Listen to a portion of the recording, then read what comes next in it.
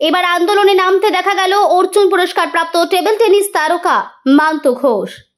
মান্তু ঘোষ সহ বেশ কিছু স্বেচ্ছাসেবী সংস্থার তরফে সকাল থেকেই শিলিগুড়িতে প্রতিবাদ কর্মসূচি হতে দেখা যায়। রাত দখলের পর এবার শিলিগুড়িতে হাসমি চকে ভোরে দখল নেবেন মান্তরা। তারা জানান, প্রতিদিন ধর্ষণ হচ্ছে, এর বিচার চায়। তিলোত্তমার বিচার এখনো অধরা। ওই দিন সুপ্রিম কোর্টের শুনানি আছে।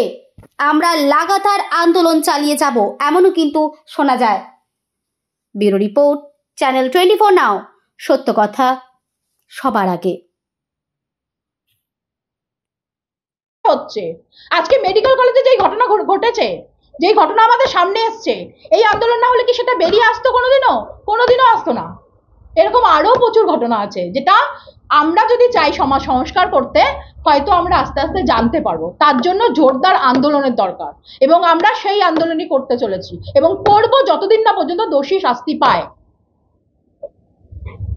কার্যকর একটি নারকীয় ঘটনা ঘটে গেছে আমাদের একজন বোন, ডক্টর বোনের সাথে, এবং সেই ঘটনাটি ঘটে এবং আমরা বিভিন্ন সোর্স থেকে জানতে পেরেছি সকাল ভোরবেলা 4:10-এ, এবং আগামী যে সোমবার 9 তারিখ তার 1 মাস পূর্তি হবে, 30 দিন পূর্তি হবে, এবং এখনো কোনো বিচার পায়নি।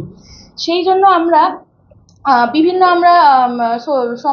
সোশ্যাল মিডিয়া থেকে এবং নিজেরাই পারস্পরিক যোগাযোগ করে আমরা একটি কর্মসূচি গ্রহণ করেছি। সেটি হচ্ছে ভোরবেলা 4টা থেকে 4:10 থেকে সকাল 6টা পর্যন্ত আমরা মঙ্গল প্রার্থনা এবং শপথ বাক্য পাঠ করব, এবং যারা এই নারকীয় ঘটনার সাথে যুক্ত আছে তারা যেন খুব তাড়াতাড়ি মাথাটাকে যেন আমরা ধরতে পারি, এবং সবাই যাতে একত্রিত হয়ে তার এগেনস্টে আমরা এই লড়াইটা যাতে চালাতে পারি, এই বিষয়ে আমি আহ্বান করছি, আমরা আহ্বান করছি। যারা যেখান থেকে পারেন তাদের নিজস্ব কোনো জায়গায় একত্রিত হয়ে লড়াই চালিয়ে যান। এই লড়াই কিন্তু যাতে না থামে, সেটাই আমার অঙ্গীকার।